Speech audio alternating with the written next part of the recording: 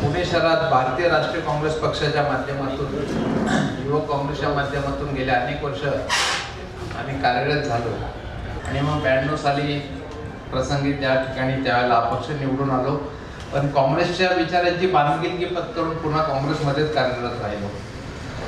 या भागात आमचा शास्त्री रोड आहे, तिथे शास्त्रींचा पुतळा बसवला, पुणे शहरात राजीव गांधींचा पुतळा बसवला. हे 2 स्मारक करण्यामध्ये माझ्यासारख्या कार्यकर्त्याला आपलं योगदान देता आलं आणि ज्या राजीवजींनी देशाला 21व्या शतकाची विजन दाखवलं, दूरदृष्टी दाखवली, त्या राजीवजींचं स्मारक केल्यानंतर त्यांच्या स्वप्नातला भारत घडवण्याकरता आम्ही राजीव गांधी स्मारक समिती त्या ठिकाणी केली.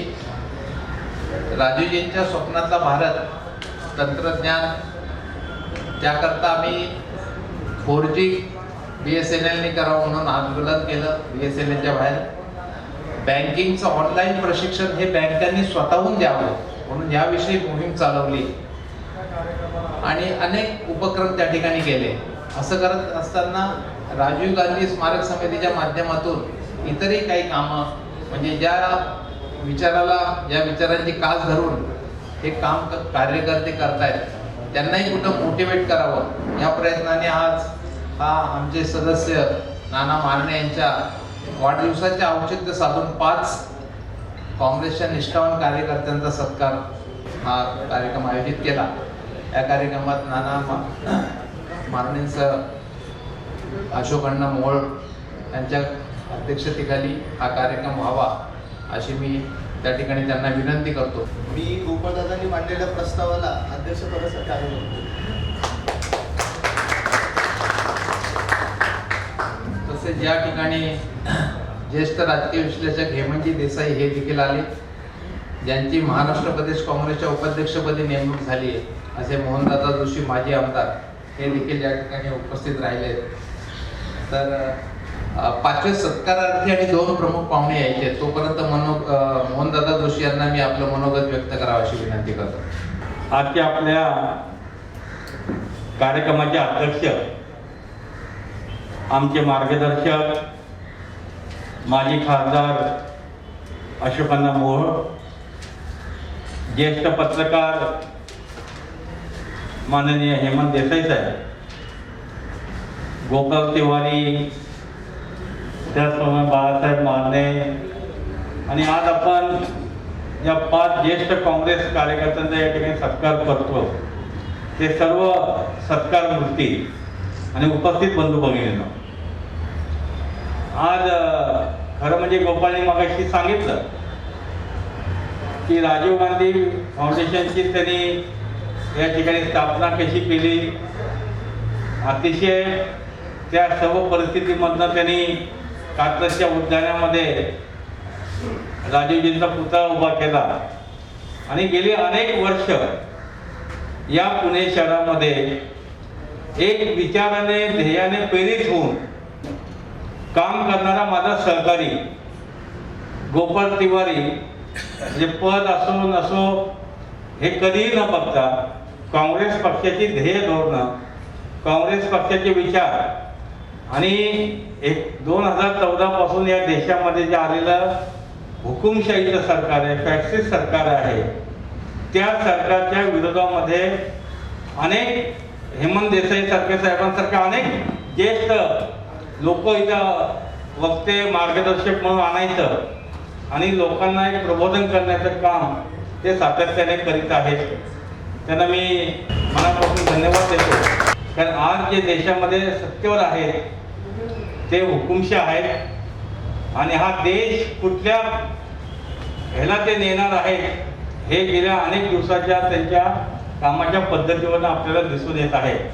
आणि म्हणून आपण सर्वांनी काँग्रेसचा तिरंगा झेंडा घेऊन येणाऱ्या महानगरपालिकेच्या निवडणुका असतील, त्यानंतर विधानसभेच्या निवडणुका असतील, लोकसभेच्या निवडणुका असतील, तर आपण एकच जबाबदारी माझी आपल्याला एक विनंती आहे या सत्काराच्या निमित्ताने की आपण आपल्या भागामध्ये म्हणजे मी ज्या बूथवर राहतो, मी ज्या घरामध्ये राहतो, माझ्या भागातलं जे एक 50 कुटुंब असतील, 100 कुटुंब असतील, त्याची जबाबदारी जरी प्रत्येक प्रमुख कार्यकर्त्यांनी घेऊन नवीन काँग्रेसचे कार्यकर्ते तयार करून आपण आपल्या शहरामध्ये जर काँग्रेस वाढवण्याचं काम केलं तर निश्चितपणे येणाऱ्या काळामध्ये आपले नेते आदरणीय खासदार राहुल गांधीजी असतील, महाराष्ट्र प्रदेश काँग्रेस कमिटीचे नूतन अध्यक्ष माननीय नानाभाऊ पटोळे असतील, एक आक्रमक चेहरा म्हणून त्यांच्याकडे महाराष्ट्रातील तरुण कार्यकर्ते बघतात आहे. तर या सर्व परिस्थितीचा आपण विचार करावा आणि काँग्रेस वाढवण्यासाठी जे जे करता येईल ते करावं. या ठिकाणी गोपाळदादांनी मला बोलवलं आणि सत्कार करण्यासाठी जे मला या ठिकाणी निमंत्रण दिलं त्याबद्दल गोपाळदादांचं मी मनापासून या ठिकाणी धन्यवाद हे करतो आणि माझे 2 शब्द संपवतो. जय हिंद, जय महाराष्ट्र. धन्यवाद मोहनदादा. आपल्या सगळ्यांच्या समक्ष सांगू इच्छितो की नाना मारणेंच्या वाढदिवसाच्या औचित्यानं 70 पार केलेल्या ज्येष्ठ निष्ठावंत कार्यकर्त्यांच्या सत्काराचं या ठिकाणी हे सुरू केलेलं काम पुणे शहरातील सर्व प्रत्येक निष्ठावान कार्यकर्त्यांचं येणाऱ्या काळात प्रसंगानुरूप सत्कार करण्याचा, त्यांच्या कार्याचा गौरव करण्याचं काम राजीव गांधी समिती करेल पुढच्या काळात एवढं मी सांगतो. त्या निष्ठावान कार्यकर्त्यांच्या पाठीमागं आपली दखल घेणं ही अत्यंत गरजेचं आहे. त्याच्यामुळे त्यापासून इतर अनेक युवक कार्यकर्त्यांना निश्चितच प्रेरणा मिळेल. मोहनदादा जोशी यांना इतर ठिकाणी कार्यक्रमाला जायचं असल्यामुळे त्यांचा सत्कार या ठिकाणी राजीव गांधी स्मारक समिती तर्फे या ठिकाणी अशोक अण्णा हे शाल देऊन करतील आणि स्मारक समितीतर्फे भोला वांदळे हे पुष्पगुच्छ देऊन त्यांचा सत्कार करतील.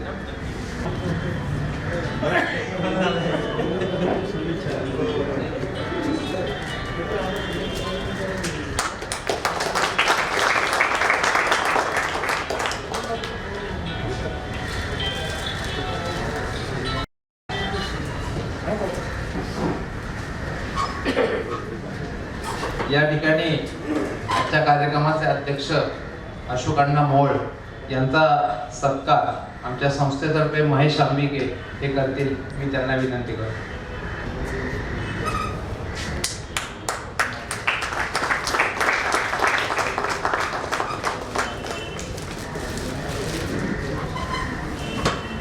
त्याचप्रमाणे आजचे प्रमुख व्याख्याते म्हणा किंवा ज्यांच्या शुभ हस्ते या 5 निष्ठावान कार्यकर्त्यांचा सत्कार करायचा आहे असे हेमंतजी देसाई ज्येष्ठ पत्रकार यांचा सत्कार या ठिकाणी संजय अभंग व गणेश कुरे यांनी करावा अशी विनंती करतो.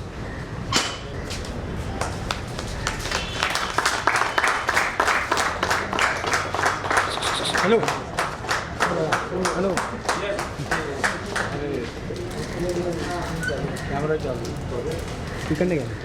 तसेच आजच्या कार्यक्रमाचे प्रमुख पाहुणे आपले माजी राज्यमंत्री शहर काँग्रेसचे माजी अध्यक्ष बाळासाहेब शिवरकर यांचा सत्कार अशोक काळे व शंकर शिर्के यांनी करावा अशी विनंती करतो.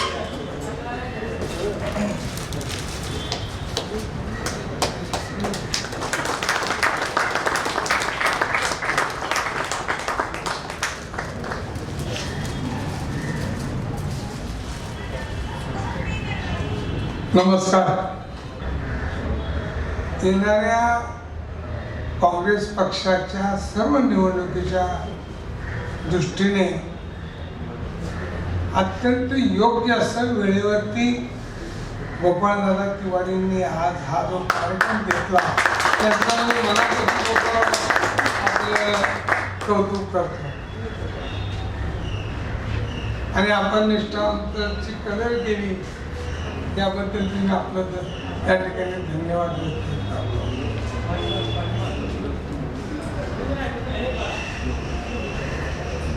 सगळीकडे आपण माहिती घेत आहोत. देसाई साहेब आम्ही सगळीकडे माहिती घेत आहोत. जे काही बाकीचे आमचे सहकारी मित्र पक्ष असेल, विरोधी असेल, काँग्रेसच्या बाबतीमध्ये निगेटिव्ह बोलत आहे आणि काँग्रेस संपली असं समजत आहे. परंतु मी अनेक ठिकाणी बोललो, अनेक कार्यकर्त्यांशी बोललो, अनेक नागरिकांशी बोललो, तर त्यांचा बोल काँग्रेसवरती, पक्षावरती नाराजी नाही, पक्षावरती या ठिकाणी त्यांचा राग बी नाही. त्यांचा राग आपल्यासारखे काँग्रेसचे कार्यकर्ते आहेत त्यांच्यावरती राग आहे. त्यांचं काय म्हणणं आहे की तुम्ही एक नाही, तुम्ही एक नाही आणि एक बी नाही, असं त्यांचं या ठिकाणी मत आहे. असं या ठिकाणी मी अनेक लोकांचं मी ऐकलं, ते या ठिकाणी माझं मनोगत व्यक्त करत आहे. मी व्यक्तीच्या गुणावरती काही कुणाबद्दल बोलत नाही, परंतु मी जे बोलत आहे ते आलेल्या अनुभवावरती या ठिकाणी आपल्याला दुःख वाटतं मनापासून. काँग्रेसने आमच्यासारख्याला खूप काही दिलेलं आहे, पण आम्ही काँग्रेसला काही देऊ शकत नाही अशी परिस्थिती आहे का? नाही, आम्ही देत नाही. स्पष्ट बोलतो मी, आम्ही देत नाही म्हणून ही परिस्थिती त्या ठिकाणी आहे. आणि आपण आता या खऱ्या अर्थाने देण्याचं काम केलं पाहिजे. आपण आता काँग्रेसवाल्यांनी ठरवलं पाहिजे काँग्रेसला द्यायचं. आता खऱ्या अर्थाने आपण काँग्रेसच्या कार्यकर्त्यांना केव्हा देऊ शकतो या दादा?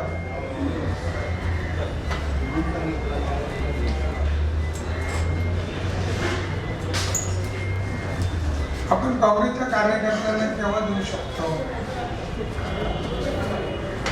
काँग्रेसच्या कार्यकर्त्यांना सगळ्यांना तिकीट पाहिजे, सगळ्यांना पद पाहिजे, सगळ्यांनाच कमिटी पाहिजे, सगळ्यांना महामंडळ पाहिजे असं नाही. हे 10% असतात, परंतु काँग्रेसचे मदत करणारे लोक खूप आहे. त्यांचं एकच म्हणणं असतं की आम्हाला तुम्ही काही देऊ नका, आमचा सन्मान करा. नाही, एवढंच काँग्रेसचं. लहान कार्यकर्त्याला काय लागतं? हा लहान कार्यकर्ताच काँग्रेसला देत असतो. की येणाऱ्या इलेक्शन, कॉर्पोरेशन, स्थानिक स्वराज्य संस्था असते, महानगरपालिका असेल, नगरपालिका असेल, जिल्हा परिषद असेल, पंचायत समिती असेल, ह्या स्वबळावरती लढवाव्या. आज कित्येक ठिकाणी हे पंजाब चिन्ह नाहीये, म्हणून पंजाबचं चिन्ह पोहोचवण्यासाठी ह्या सगळ्या जागा आपण लढवल्या पाहिजे. आणि त्यामध्ये सामान्य कार्यकर्त्यांना तिकीट मिळेल. काही आपले काही जागा कमी होतील, पण त्याला का राष्ट्रीय पक्षाची उमेदवारी दिली, त्याला आपण वारंवार सांगू, जो पक्ष जुना आहे, ज्यांनी स्वातंत्र्य मिळवलं, स्वातंत्र्य टिकवलं, ज्याने या ठिकाणी विकास केला, देशासाठी बलिदान केलं, त्या पक्षाने तुम्हाला तिकीट दिली. आता त्याचं तुम्ही काम करा, पण त्याला आपण काहीच देत नाही. आणि आघाडी केल्यामुळे आपल्या जागा कमी होतात. आणि आत्ताची अशी परिस्थिती आहे तर आपल्या आघाडीच्या जागामुळे आपण फार मागे आलेलो आहोत. म्हणून आघाडी करू नये. सामान्य कार्यकर्त्याला या ठिकाणी आपण तिकीट दिलं तर तो येणाऱ्या विधानसभेला, लोकसभेला चांगलं काम करेल. पण येणाऱ्या महानगरपालिकेला आपण काँग्रेस पक्षाने स्वबळावर लढावं असं मी या ठिकाणी माझं मत. सोनिया गांधी, प्रियंका गांधी आणि पाटील साहेब आणि आदरणीय नानासाहेब पटोले या सगळ्यांना मी लेखी कळवलेलं आहे. आज मी आदरणीय दादा गोपालदादांनी या ठिकाणी चांगला कार्यक्रम आयोजित केला. तेवढं मला व्यक्त करता इथं सांगतो. धन्यवाद शिवराज साहेब. या ठिकाणी ज्येष्ठ नेते उल्हासदादा हे देखील आलेले आहेत. युवक काँग्रेसच्या माध्यमातून मी कसा कार्यरत झालो ते पण सांगायचं म्हणलं तर माझी अशोक लेलँड ट्रक होती आणि त्याला रामकृष्ण मोरे सरांकडनं ती मला त्यावेळेला सुशिक्षित बेकार योजनेमध्ये 79 ते 83 अशी ती ट्रक मी चालवत होतो.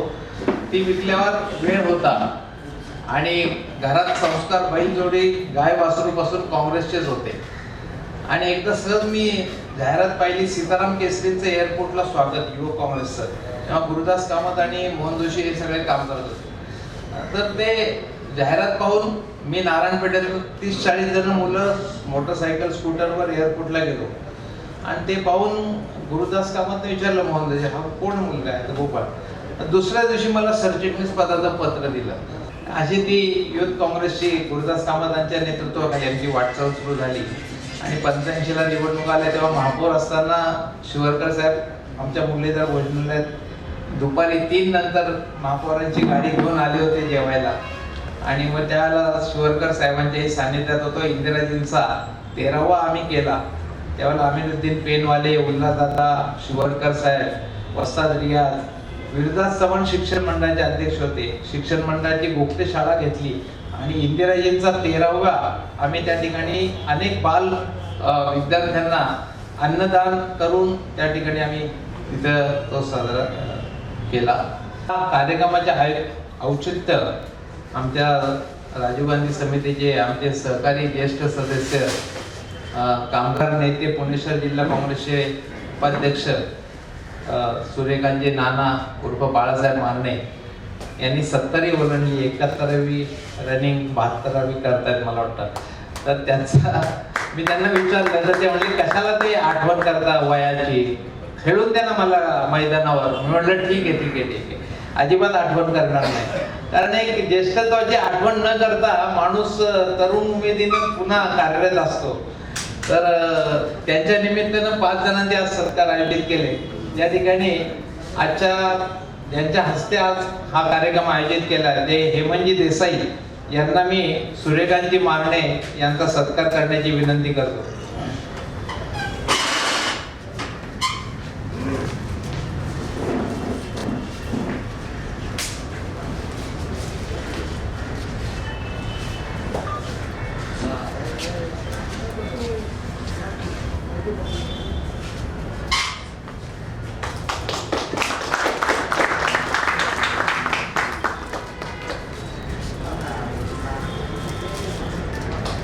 शाल, श्रीफळ, पुष्पगुच्छ आणि श्री गणेशाची छोटी प्रतिमा अशा राजीव गांधी स्मारक समितीच्या वतीने या ठिकाणी नानांचा सत्कार करण्यात आलेला आहे. ईश्वर त्यांना उदंड आयुष्य देव आणि आरोग्यदायी जीवनाच्या त्यांना मनापासून शुभेच्छा. यानंतर ज्या वास्तूमध्ये आज आपण हा कार्यक्रम घेतोय ते लकडीपूर विठ्ठल मंदिर ट्रस्टचे अध्यक्ष माननीय काळभोर साहेब आणि सर्व विश्वस्त मंडळ यांच्यातर्फे आज देखील नानांचा सत्कार करण्याचा त्यांनी मानस मनोदय व्यक्त केला. मी सर्व ट्रस्टी आणि अध्यक्षांना विनंती करतो की ज्यांनी लकडीपूर विठ्ठल मंदिर ट्रस्ट तर्फे सूर्यकांतजी उर्फ नाना मारण्यांचा सत्कार करावा. बोलिया हिंदा जो असे जागता धन्य माता पिता तयाची तुळी कन्या पुत्र होती जे सात्विक तयाचा हरिण वाटे देवा. त्यांना त्यांच्या आयुष्यात उदंड आयुष्य लाभो ही लकडीपूर विठ्ठल मंदिराच्या ट्रस्टची वतीनं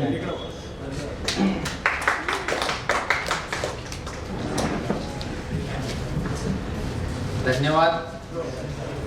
काळभोर साहेब, दीपकजी थोरात, महेश आंबिके, दिलीपजी बांदल साहेब, काजरे साहेब, मणियार साहेब, सर्व ट्रस्टींचं आम्हाला विशेष प्रेम व सहकार्य काय मिळतं.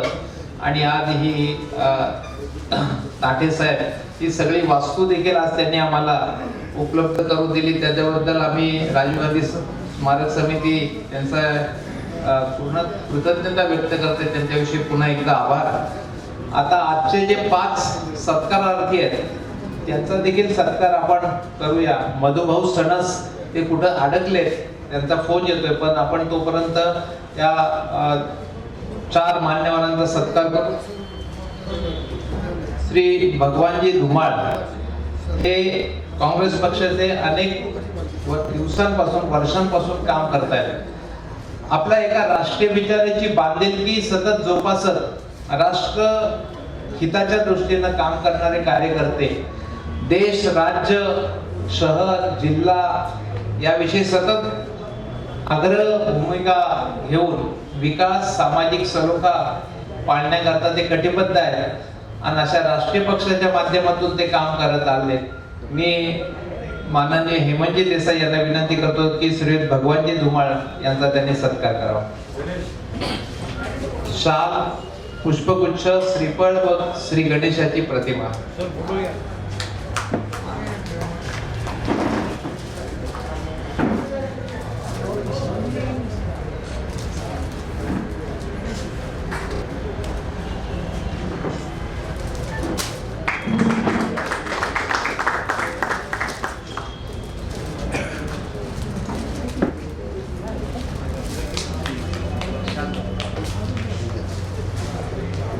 यानंतर आपले दुसरे सत्कारार्थी भारतीय राष्ट्रीय काँग्रेसचे राष्ट्रीय विचाराच्या प्रेरणेने कायम कार्यरत असलेले श्री रामचंद्र उर्फ भाऊ शेडगे, वय वर्ष 75.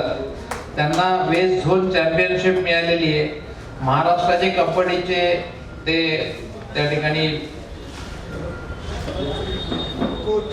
कोच, महाराष्ट्र कबड्डीचे कोच म्हणून देखील त्यांनी काम केलेलं आहे आणि अशा क्रीडा क्षेत्रात कामगिरी बजावणारे आणि नवीन खेळाडू, महाराष्ट्राचा गौरव असलेला खेळ हा कबड्डी, यांच्या माध्यमातून अनेक खेळाडू घडवणारे श्रीयुत रामचंद्र उर्फ भाऊ शेडगे यांचा सत्कार देखील हेमंतजी देसाई यांनी शाल, पुष्पगुच्छ, नारळ व गणेशाची प्रतिमा देऊन करावा.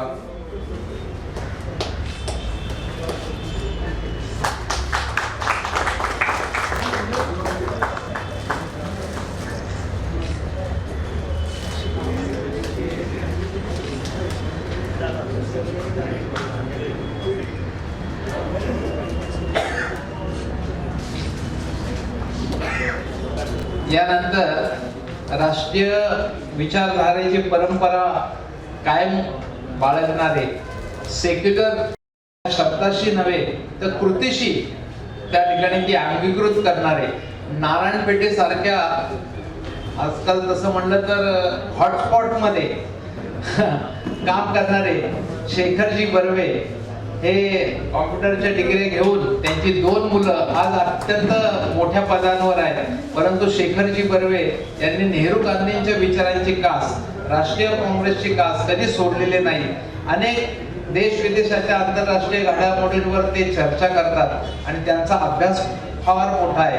असे शेखरजी बर्वे यांना देखील हेमंतजी देसाई यांनी त्यांना गौरवान्वित करावं. शाल, श्रीफळ, पुष्पगुच्छ व श्री गणेशाची प्रतिमा.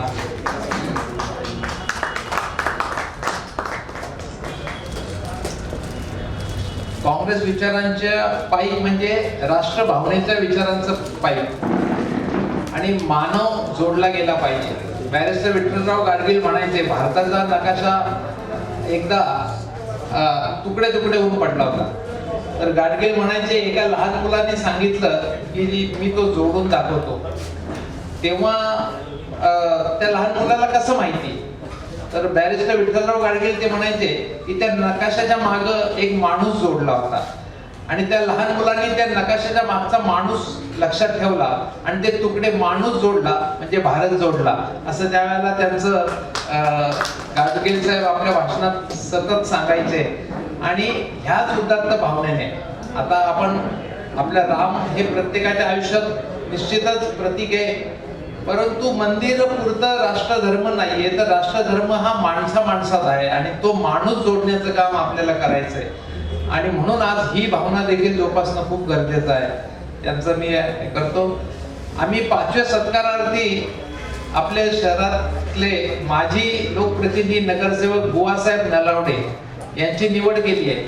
त्यांची निवड याच्यासाठी केली की एक प्रेरणा पाहिजे अनेक माजी नगरसेवकांना की माजी नगरसेवक झाल्यावर ते गप्प घरात बसले नाही किंवा रिटायरमेंटचं आयुष्य जगले नाही, तर ते कार्यरत आहेत आणि ती प्रेरणा मिळावी म्हणून 4 या ज्येष्ठ काँग्रेसच्या निष्ठावंतांबरोबर त्यांचाही देखील या ठिकाणी सत्कार आयोजित केला की बुवा नलावड्यांपासून या पुणे शहरात अनेक माजी नगरसेवक, माजी स्थायी समितीचे अध्यक्ष, माजी शिक्षण मंडळ अध्यक्ष आहेत. तक्रारदारांपैकी शेखरजी बर्वे हे मनोगत व्यक्त करू इच्छितात. त्यांना मी विनंती करतो त्यांनी मनोगत व्यक्त करावं. नमस्कार. काँग्रेसच्या विचारांशी अविचल निष्ठा राखणाऱ्यांबद्दल कृतज्ञता व्यक्त करण्यासाठी हा समारंभ आहे हे मी जाणतो. लोकांच्या प्रश्नाबाबत जागरूकतेने ज्यांनी आयुष्यभर काम केले ते निश्चितच या सत्कारास पात्र आहेत. आजच्या बदलत्या परिस्थितीत नव्या कार्यकर्त्यांना मार्गदर्शनाने पुढे आणण्याची जरुरी असताना माझ्यासारख्या सामान्य नागरिकाची निवड का केली हे मात्र कळत नाही. काँग्रेस ही लोकांच्या एकत्र येण्यातून निर्माण झालेली चळवळ आहे. भारतीय घटना सर्वसमावेशकता, सर्वधर्म समभाव व लोकांचा स्तर उंचावून साध्य होणारा विकास या त्रिसूत्रीनुसार प्रगती झाली. पण आज ही दिशा बदलण्याचा प्रयत्न होत आहे. सार्वजनिक क्षेत्र, सहकार, वैज्ञानिक दृष्टिकोन या मूलभूत गोष्टींना छेद दिला जात आहे.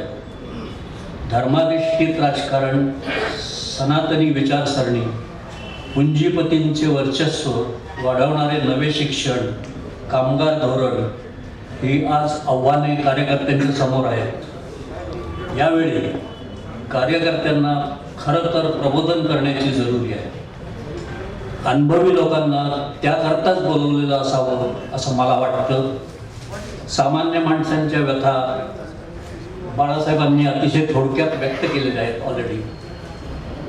मला एवढंच म्हणायचं आहे की कार्यकर्ते घडवत असताना त्यांना वैचारिक जे पाठबळ लागतं, अनुभवाची जी शिदोरी लागते ती देण्यासाठी सर्व ज्येष्ठ नागरिकांनी, सर्व माजी आजी कार्यकर्त्यांनी वेगवेगळे मेळावे घेऊन याबाबत आज पाऊल टाकण्याची आवश्यकता आहे. नाहीतर उद्याचं चित्र आपण बदलू शकणार नाही. धन्यवाद. आदरणीय सर्व व्यासपीठ आणि मित्रांनो, मी राजीव गांधी स्मारक समितीचे अध्यक्ष माननीय गोपालदादा तिवारी यांचं सत्कार मूर्ती म्हणून मनापासून आभार मानतो. आभार मानण्याचं कारण गोपाळ हा आपल्या पूर्वीपासून 40-45 वर्षापासूनचा मित्र, परंतु एका मित्राने 40 वर्षापूर्वीचा कार्यकर्ता लक्षात ठेवून त्याला आज इथं बोलवलं, त्याचा सन्मान केला, त्याचा सत्कार केला. ही म्हणजे अभिमानाची गोष्ट. 1976-77चा काळ असेल. उल्हासदादा पवार त्यावेळेला अध्यक्ष होते. पुण्याचे, महाराष्ट्राचे आमचे बाळासाहेब शेवटकर, ही सगळी मंडळी. त्यावेळेला मी वार्डाचा युवक काँग्रेसचा अध्यक्ष होतो. तेव्हापासून तर आजपर्यंत या पक्षाचं काम करतो. त्याचं कारण एकच की हा पक्ष, या पक्षाचं नेतृत्व, या पक्षाची तत्व, या पक्षाची धोरणं ही मला अवलंबलेली आहेत आणि मला मनापासून ते आवडतात. त्यामुळं मी दुसऱ्या पक्षाचा किंवा दुसरीकडं काही जण मला चिडवतात देशाचे आहे. मी अनेक वेळा तुमचं समीक्षण, दूरदर्शनवर ऐकलंय. चिडवतं त्याचा अर्थ काय? आपल्या चेष्टेने काय दिलं तुला काँग्रेसने 40 वर्षात? मी त्यांना अभिमानाने एक सांगतो, मला काँग्रेसनी भगवान कुमार ही प्रतिष्ठा, हे नाव दिलं ते काँग्रेसने दिलं. आज उल्हासदादासारखा, बाळासाहेब शेवटसारखी, माननीय आमचे गोपालदादा, काही इतर लोक, ही यांची ओळख माझी मुलं झाली काँग्रेसमुळे. तुमच्या आमचे संबंध पुन्हा मिळाले काँग्रेसमुळे. त्यामुळे काँग्रेसने काय दिलं हे त्याला, आणि त्याच्या पलीकडे मी विचारतो की आपण काँग्रेसला काय दिलं. आज काय राहिलं, या काँग्रेस कार्यकर्त्यांचं जे बाजारीकरण झालेलं आहे, अत्यंत थोडं दुःखाने बोलावं वाटतं. त्या बाजारीकरणात सुद्धा अडगळीत केलेल्या कार्यकर्त्यांच्या सुद्धा गोपाळदादा तुम्ही विचार केला. म्हणजे आजकाल आपण पाहतो कार्यकर्ता येतो, नेते त्याच्या पुढे पुढे करतात, त्यांच्या गाडीचे दरवाजे उघडतात. या सगळ्या गोष्टी आता नवीन याच्यात आलेले. नेते प्रोफेशनल झालेले आहेत, कार्यकर्ते प्रोफेशनल झालेले आहेत आणि थोडं धाडस करून म्हटलं मतदार सुद्धा प्रोफेशनल झालेला आहे. आज आम्ही बघतो तालुक्याची जी निवडणूक आली ना, आमच्या बिल्डिंगला रंग अक्षरशः सुशिक्षित लोक आमच्या बिल्डिंगला रंग द्या. बिल्डिंगचा रंग किती असतो? 7 ते 8 लाखाचा. कोण म्हणतं आमची ती मोटर बिघडली, पाण्याची 2 मोटरी आणून द्या. म्हणजे मी समजतो की बाबा झोपडपट्टीत राहणारा गरीब माणूस समजा काहीतरी आशेने मागत होतो, पण अक्षरशः तुम्हाला सांगतो सोसायटी आमच्या भागातील अशी शिल्लक नाही जास्त की तिने काही मागणी केली नाही. म्हणजे मतदार नेते प्रोफेशनल झाल्यात, कार्यकर्ते झाल्यात, मतदार सुद्धा झाल्यात. अशा वातावरणात तुम्हाला आम्हाला पक्ष वाढवण्याची फार मोठी जबाबदारी आलेली आहे. आणि आज जो तुम्ही आमच्या शासनात केला, आम्हाला प्रोत्साहन मिळालं, आम्हाला जी प्रतिष्ठा मिळाली, तुमचे पुन्हा एकदा आभार मानून मी धन्यवाद देतो आपल्या सर्वांना. सन्माननीय व्यासपीठ, सर्व माझ्या कार्यकर्ते मित्रांनो, गोपाल दादाला का मानलं पाहिजे हे भगवानराव धुमांनी यांच्या एक वाक्यात सांगितलं की आमच्यासारख्या कार्यकर्त्याला ज्याने आम्ही काम केले याची नोंद आत्ताच्या कार्यकर्त्यांना नाही. 1974 साली संजय गांधी अध्यक्ष झाले त्यावेळेस आम्ही उल्हासदादांच्या नेतृत्वाखाली दिल्लीला गेलो. इंदिरा गांधींना अटक झाली त्यावेळेस आम्ही 9 दिवस जेलमध्ये होतो. मोठे शिवरकर साहेब आमच्याबरोबर होते तिथं. शेवटकरांचं लग्न झालं दुसऱ्या दिवशी जेलमध्ये.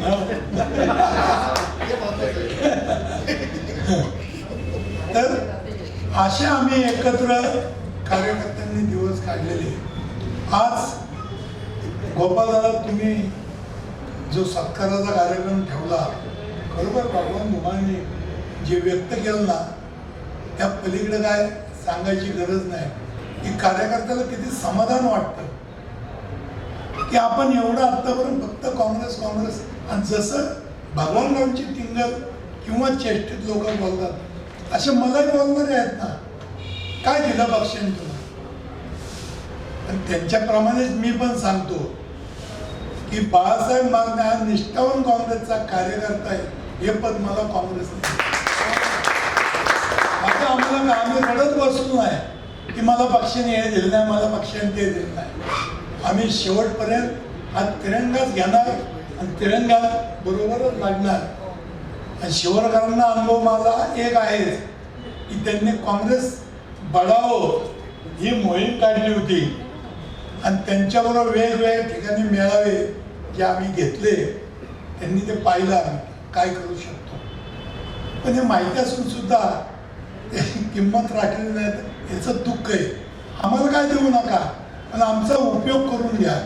आम्ही चौकात थांबवतो 10 पोरं कार्यकर्ते उभे राहतात. दादा तुम्हाला धन्यवाद देतो की तुम्ही आम्हाला संधी दिली, याबद्दल परत एकदा आभार मानतो. धन्यवाद. यानंतर आजचे प्रमुख पाहुणे आणि ज्यांच्या हस्ते सत्कार समारंभ पार पडला ते ज्येष्ठ पत्रकार आणि मठाचे एकेकाळचे संपादक हेमंतजी देसाई यांनी आपलं मनोगत व्यक्त करावं मी त्यांना विनंती.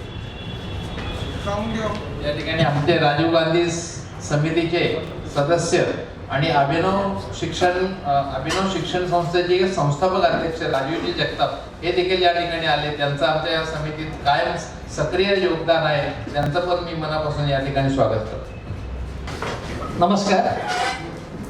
खूप उशीर झालेला आहे असल्यामुळे मी सगळ्यांची नावं घेत नाहीत. व्यासपीठावरचे मान्यवर आणि थेट विषयाला सुरुवात करतो. पहिल्यांदा सत्कार मोदींचं मनापासून अभिनंदन करतो आणि अभिनंदन करताना एक गोष्ट आवर्जून सांगावीशी वाटते की महात्मा गांधी म्हणायचे की महाराष्ट्रात खास करून पुणे सचिन केळकरांनी सुद्धा म्हटलेलं होतं की कार्यकर्त्यांचं मोहळ आहे. ते कार्यकर्त्यांचं मोहळ अजूनही काँग्रेसमध्ये आहे. खरी म्हणजे अविश्वसनीय वाटावी अशी गोष्ट मी प्रत्यक्ष बघतोय. त्याबद्दल त्यांच्या निष्ठेबद्दल मनापासून अभिनंदन करतो. कारण या निष्ठा किती पातळ झालेल्या आहेत हे आपण पॉंडिचेरीमध्ये पुदुचेरीमध्ये आत्ताच बघितलं. ज्या ज्या वेळी निवडणुका येतात त्याच्या अगोदर जर आपण बघितलं तर इम्पोर्ट एक्सपोर्ट मोठ्या प्रमाणावर वाढतो, आवक जावं. शेषाद्रीचारी नावाचे भारतीय जनता पक्षाचे जे ज्येष्ठ नेते आहेत त्यांनी स्वतः असं म्हटलेलं आहे आत्ता की ज्या पद्धतीने पश्चिम बंगालमध्ये आमच्याकडे माणसं पुढून आणण्यात आलेली आहेत त्यामुळे भारतीय जनता पक्षाच्या मंडळींमध्ये अस्वस्थता आहे. आणि जर कालपर्यंत जे तृणमूल काँग्रेसमध्ये होते, जे भ्रष्ट होते, जे नालायक होते असं आम्ही म्हणत होतो, तेच आमच्याकडे आल्यावरती ताबडतोब कसे नीतिमान होतात असा प्रश्न स्वतः शेषाद्रीचारी यांना पडलेला आहे.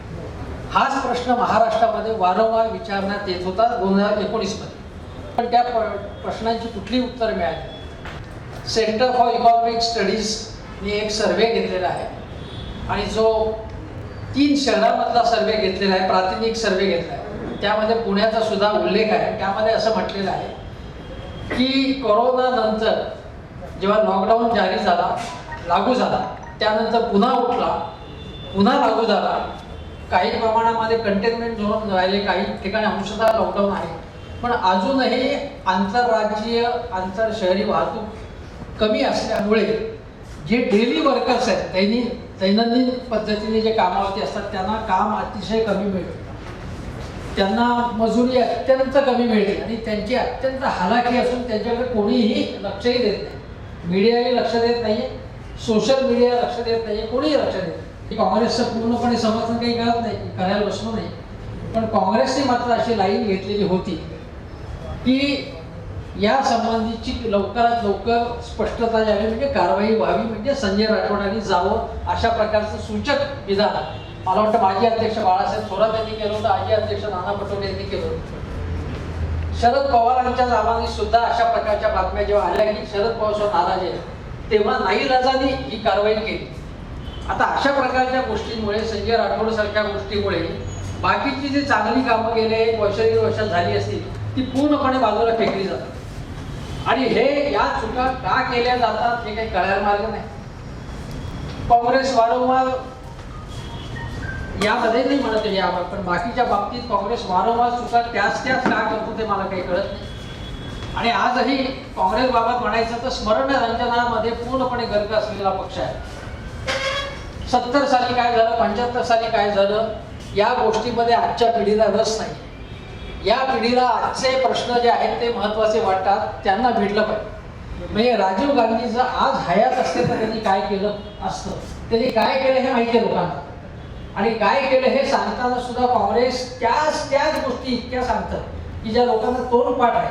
नवीन गोष्टी त्यांनी ज्या केलेल्या आहेत, ज्या इग्नोर झालेल्या आहेत. उदाहरणार्थ काँग्रेसच्या राजीव गांधींच्या काळामध्ये tape recorders, washing machines, electronic equipment यांची आयात मोठ्या प्रमाणावरती खुली करण्यात आली. ती खुली करण्यात आल्यामुळे इथे कॉम्पिटिशन निर्माण झाली, त्या सगळ्या गोष्टी स्वस्त झाल्या. या सगळ्या गोष्टी स्वस्त घेऊन झाल्यामुळे ज्या मध्यम वर्गाचा सदाशिवपेठ, नारायणपेठ या ठिकाणच्या सगळ्या लोकांचा फायदा झाला, जे सगळे अमेरिकेत जाऊन सेटल झाले, तेच आज काँग्रेसच्या आणि राजीव गांधींच्या सगळ्या गांधी घराण्याच्या नावाने खडे फोडतात. आता या गोष्टी लोकांना सांगायला पाहिजे. त्यावेळी महिला धोरण असेल किंवा इलेक्ट्रॉनिक धोरण असेल किंवा टेक्नॉलॉजी मिशननी काय केलं, तेल बियांचं उत्पादन कसं वाढवलं त्या काळामध्ये, या गोष्टी सांगायला पाहिजेत. नवीन गोष्टी फक्त कॉम्प्युटर्स आणि टेलिकम्युनिकेशन्स या 2च गोष्टी सांगण्यात येतात, त्याच्या पलीकडे सांगण्यात येत नाही.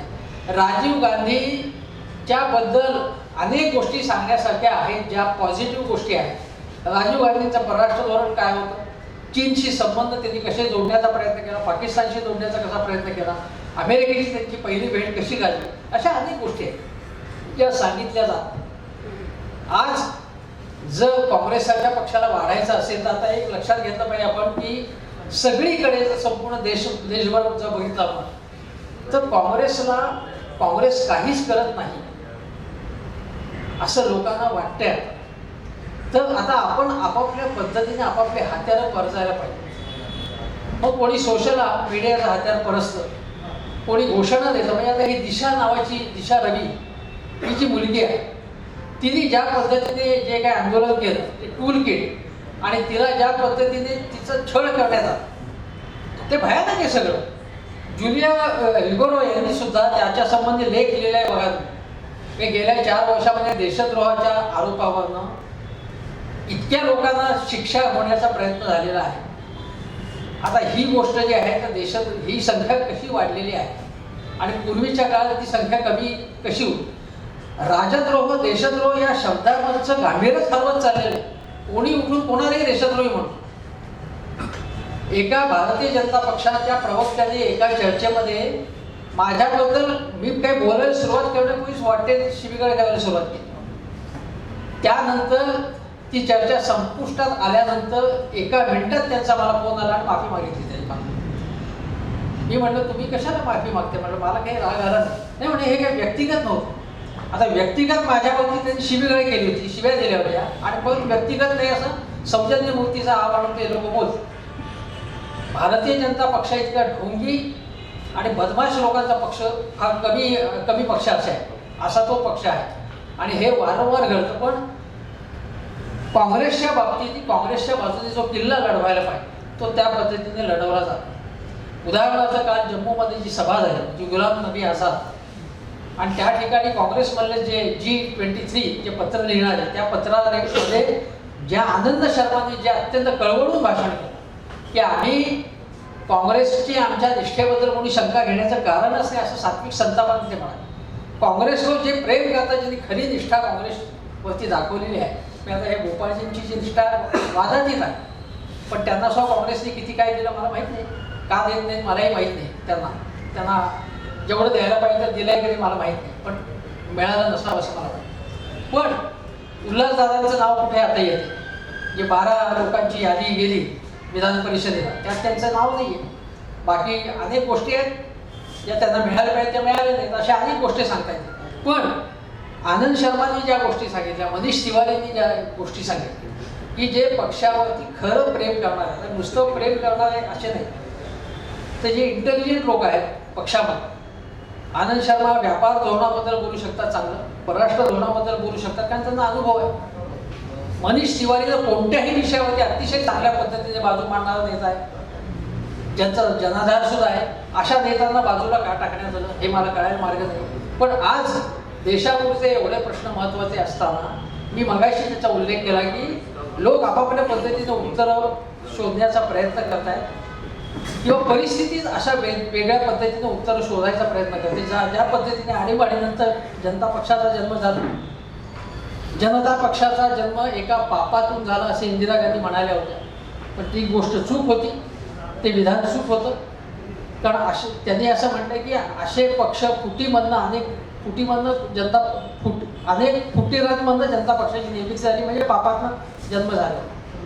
अशा वेळी काँग्रेसमध्ये सुद्धा कशा फुटी पडलेल्या होत्या ते परत काँग्रेसमध्ये कसे विलीन झाले पक्ष याशी अनेक उदाहरणं सांगता येतील. पण त्या चुका इंदिरा गांधींनी दुरुस्त केल्या आणि 1980 मध्ये लिबरलायझेशन पहिल्यांदा उदारीकरणाचा पहिला अध्याय इंदिरा गांधींनी लिहिला. ज्या इंदिरा गांधींच्या काळात लायसन्स परमिट राज होता त्यांनीच तो अध्याय लिहिला. 1985 झाली उदारीकरणाचा दुसरा अध्याय आणि मनमोहन सिंगांचा तिसरा अध्याय. हा क्रम आपण लक्षात घेतला पाहिजे. पण आज मी ज्या पद्धतीने सांगितलं की लोक आपापल्या पद्धतीने उत्तरं शोधत आहेत. उदाहरणार्थ गुजरातमध्ये आपसारख्या पक्षाला यश मिळालं महानगरपालिका निवडणुकीमध्ये हे आपण लक्षात घेतलं पाहिजे की दिल्लीमध्ये आपला कसं यश मिळालं पंजाबमध्ये मिळालं नसेल बरं. किंवा आज जर बघितलं आपण तर आसाममध्ये काँग्रेसला चांगलं पोटेन्शियल आहे आणि काँग्रेस माझ्या माहितीप्रमाणे काँग्रेस चांगले प्रयत्न करते. भूपेश बघेल यांच्या नेतृत्वाखाली काँग्रेसची एक टीम संपूर्ण आसाम इलेक्शनचं नियोजन करते आणि बूथ लेवलला कशा पद्धतीने काम करायचं, बूथ मॅनेजमेंट लेवलला कसं काम करायचं, कोणते इश्यूज आसामचे महत्त्वाचे आहे असं घेऊन ते काम करत आहेत. आणि असं जर काम केलं ज्या पद्धतीने छत्तीसगडला काम झालं जिथे यश मिळालं. भूपेश बघेल यांच्यासारखा चांगला नेता कसदार नेता ज्याला जास्त प्रॉमिनन्स आणखीन मिळायला पाहिजे असे नेते जे आहेत त्या अशा नेता जो आहे तिथे आसाममध्ये काही चमत्कार घडू शकतो जो छत्तीसगडमध्ये चमत्कार घडवण्यात आला. आपण आठवा छत्तीसगडमध्ये काँग्रेसला यश मिळेल हे कोणी कल्पनाच केलेलं नव्हतं त्यावेळी. त्यात अजित जोगी नावाच्या संकटाची भर पडली होती, त्याने वेगळा स्वतःचा पक्ष काढला होता. या पार्श्वभूमीवरती असं मध्ये पॉझिटिव्ह आहे काँग्रेसला, काहीतरी चांगल्या पद्धतीचं काम होऊ शकतं. पण जर आपण बाकीच्या ठिकाणी बघितलं तर काँग्रेसला पर्याय शोधण्याच्या प्रयत्नामध्ये जनता आहे की नाही, आहे का असा प्रश्न आपल्याला निर्माण होतो. वेगवेगळी राज्य तुम्ही बघा, त्या ठिकाणी कुठेही तुम्हाला काँग्रेसचं नाव आता दिसत नाही ठळकपणे. पश्चिम बंगालमध्ये नाही. पश्चिम बंगालमध्ये काँग्रेसने स्वतःच्या पायाने स्वतःचं नुकसान, स्वतःच्या हाताने स्वतःचं नुकसान करून घेतलं. अशा वेळी जर अन्य पक्ष काँग्रेसची जागा घेणार असतील तर राष्ट्रीय स्तरावरती ते उत्तर होऊ शकत नाही. छोटे छोटे पक्ष अशी काँग्रेसची स्पेस व्यापण्याचा प्रयत्न करतात आणि ही जर व्यापण्याचा प्रयत्न केला तर 2024मध्ये तर काँग्रेसला काही चान्सेस फार दिसत नाही. पण 2029 साली काँग्रेसला चान्सेस हवे असतील तर काँग्रेसला या सगळ्या गोष्टींचा आपल्याला विचार करायला लागेल. प्रादेशिक पातळीवरती नेतृत्वाचा विचार करायला लागेल, कार्यक्रम लोकांना द्यायला लागेल आणि ते कल्पक कार्यक्रम द्यायला लागेल. प्रत्येक राज्यामध्ये किमान 10 चेहरे असे दाखवता येतील की जे चांगल्या पद्धतीने बोलतील. आता उदाहरण तुम्हाला सांगतो की पेट्रोल आणि डिझेल बाबत आज देवेंद्र फडणवीस यांनी असं आर्ग्युमेंट केलं की पेट्रोल आणि डिझेलवरती त्यांनी म्हटलं की आम्ही जो कर लागला आहे, केंद्राचा कर आहे तो 33 रुपये आहे आणि राज्याचा कर 28 आहे असं ते म्हणाले. पण केंद्राच्या 33 रुपयामध्ये 4 रुपये आम्ही शेतकऱ्यांसाठी राखून ठेवले असं ते म्हणाले. आता हा 4 रुपयाचा जो सेस आहे, कृषी सेस, तो केंद्राला शेअर करावा लागत नाही, तो केंद्राकडे जाणार. तो जो कृषी सेस नावाचा सेस आहे त्याच्यातनं शेतकऱ्यांच्यासाठीच पैसा खर्च जाईल अशी काही ग्वाही नाही. आता ही जी लबाडी आहे ती लोकांनी दाखवली पाहिजे यांची. आणि हे 2014मध्ये काय म्हणत होते, 2013 साली काय म्हणत होते हे दाखवायला पाहिजे आणि हे आकडेवारीनिशी दाखवलं पाहिजे. पण हे दाखवलं जातं कुठेतरी. काँग्रेस हे प्रत्येक गोष्टीमध्ये कमी आहे. बेरोजगारीच्या बाबतीत कल्पकचा काही कार्यक्रम केले, जे टेलिव्हिजन चॅनलवाले सुद्धा काही रवीश कुमारचे कार्यक्रम बघा, बेकारी कशा प्रकारची आहे याचे कार्यक्रम. बेकारीसारखा एक विषय जरी घेतला, राष्ट्रीय स्तरावरचं काही आंदोलन उभं केलं तर त्याला चांगला प्रतिसाद मिळेल. हे का केलं जात नाही मला कळत नाही. SME सेक्टर म्हणजे लघु अतिसूक्ष्म उद्योग, लघु उद्योग, मध्यम उद्योग यांचं आंदोलन उभं केलं पाहिजे. ते आंदोलन उभं केलं जात नाही. एकेकाळी महाराष्ट्रामध्ये federation of associations of Maharashtra नावाची संघटना भाजपची होती. आता आहे का नाही मला माहीत. ती व्यापाऱ्यांची संघटना होती. हे व्यापाऱ्यांचे अनेक GSTचे प्रश्न, भयानक प्रश्न आहेत आणि व्यापाऱ्यांना प्रचंड प्रमाणात छळवणूक केली जाते. त्याबद्दल काही करण्याची गरज आहे. वेगवेगळे सेल जे काही काँग्रेसचे आहेत ते काय करतात मला माहीत नाही, पण त्यांनी हे काम केलं पाहिजे. काँग्रेसने मुख्यतः भूतकाळामधनं बाहेर पडलं पाहिजे, ही पहिली गोष्ट आहे. मला माहिती आहे मी आज फक्त काँग्रेसवर बोलायचे केले, पण आज देशापुढचं जे आव्हान आहे ते आव्हान इतकं भयंकर आहे की या दिशा नावाच्या मुलीचं आणखीन एक तुम्हाला सांगतो की ABP न्यूज तुम्ही बघितला असेल तो व्हिडिओ. ABP न्यूजचा जो वार्ताहर आहे त्या वार्ताहराने एका शेतकऱ्यांच्या मेळाव्यामध्ये उद्विग्न होऊन तिथल्या तिथे राजीनामा दिला आणि आपला माईक फेकून दिला. ABP त्यांनी असं सांगितलं की शेतकऱ्यांचं आंदोलन कव्हर करण्याबाबत माझ्यावर इतकं दडपण आणलं गेलं की त्याचं विकृत चित्रण करावं म्हणून की मला हे आता सहन होत नाही. मला उत्तम पगार आहे पण मी आता हे सगळं सोडून देतो, मला हे सहन होत नाही. ABP न्यूजचा वार्ताहर त्यांनी व्यासपीठावर राजीनामा फेकून दिला होता. अशी स्थिती आहे. तुम्ही जर नाव घेऊन सांगता येईल पण सगळ्यांची नावं घेण्यामध्ये तसा अर्थ नाही. पण ज्या पद्धतीने हे चित्रण केलं जातं आज टेलिव्हिजन चॅनल्सवर ते अक्षरशः एकतर्फी आणि भयानक आहे. या संबंधी एक न्यूज लॉन्ड्री नावाची एक साईट आहे, वेबसाईट. त्या न्यूज लॉन्ड्रीजमध्ये हे सगळं एक्सपोज केलेलं असतं, यांची लबाडी एक्सपोज केलेली असते. उत्तर प्रदेशमध्ये एक जण मुस्लिम पत्रकार तो तिथे गेलेला होता. योगायोगाने तो तिथे गेला होता, त्याचा हाथऱ्याशी काही संबंध नव्हता. त्याला अटक केली आणि त्याचा दहशतवादाशी संबंध जोडण्यात आला. न्यायालयाने याबाबत अनेकदा फटकारलेले आहेत. माजी सरन्यायाधीश जे आहेत आपले गोगोई, त्यांनी आता जे वक्तव्य केलं न्यायालयाबद्दल त्याच्याबद्दल सरकारचे जे अटर्नी जनरल आहेत वेणुगोपाल, त्यांना विचारण्यात आलं की कंटेम्प्ट ऑफ कोर्ट आहे का, कारण माझी सरन्यायाधीशांनी जर न्याय यंत्रणेबद्दल अशा प्रकारचं वक्तव्य केलं असेल तर ते म्हणाले नाही, ते थोडेसे उद्विग्न होऊन त्यांनी थोडेशा आक्रमक शब्द वापरलेले, थोडेसे कठोर शब्द वापरले, पण आम्ही काही करणार नाही त्याच्याबद्दल. का नाही करणार तुम्ही त्याच्याबद्दल? सामान्य माणूस असं बोलला तर तुम्ही लगेच डिफेमेशनची केस लावणार नाही. असं कारण काय की त्यांना राज्यसभेचं तिकीट मोदींनीच दिलेलं आहे. मोदी ज्या पद्धतीने प्रत्येक बाबतीत जे घोटाळेपणा करतात, ते संपत सरन नावाचे जे कवी आहेत, हिंदी कवी, ते त्यांची ज्या पद्धतीने उडवतात त्याचा अत्यंत जबरदस्त परिणाम.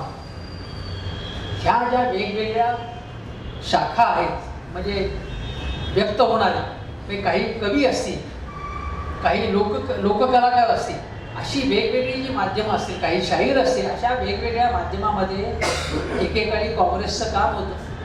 या वेगवेगळ्या शाखेमध्ये काँग्रेसची भूमिका काही आहे काही कळतच नाही.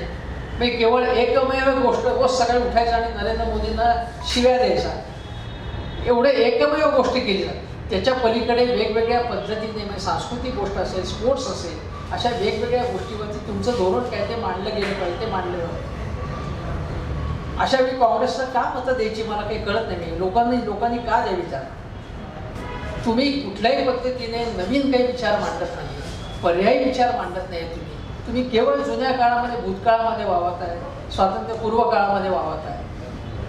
अशा वेळी ही जर या गोष्टी केल्या नाही तर अक्षरशः भयानक आव्हान आहे. ज्या पद्धतीने देवेंद्र फडणवीस पश्चिम बंगालमध्ये ज्या आक्रमक पद्धतीने जय श्रीरामच्या घोषणा देत होत्या, या घोषणा आपण जर बघितलं तर रथयात्रा किंवा राम जन्मभूमी आंदोलनाच्या वेळी ज्या पद्धतीने घोषणा दिल्या जात होत्या, अत्यंत प्रक्षोभक पद्धतीने भावनांचं उद्दीपन व्हावं अशा पद्धतीने घोषणा देवेंद्रजी देत होते. अमित शहा देतात आता की जणू काय पश्चिम बंगालचा उद्धार या घोषणा दिल्यामुळेच होणार आहे. संपूर्णपणे कम्युनलाइज अशा प्रकारचं वातावरण या लोकांनी केलेलं आहे. हे अत्यंत धोकादायक आणि काँग्रेसचाच विचार देशाला या बाबतीत वाचू शकेल यात माझ्या मनात तर काहीच शंका नाही. पण काही होताना